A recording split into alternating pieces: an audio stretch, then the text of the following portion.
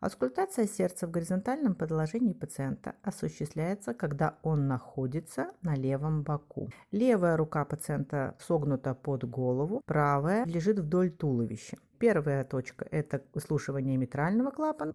Доктор в это время располагается по правую руку пациента. А вторая точка – выслушивание клапана аорты.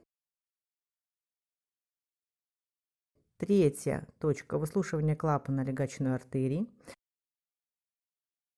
Четвертая точка – аускультация трехстворчатого клапана, и заканчивается аускультация исследованием в точке Боткина-Эрба.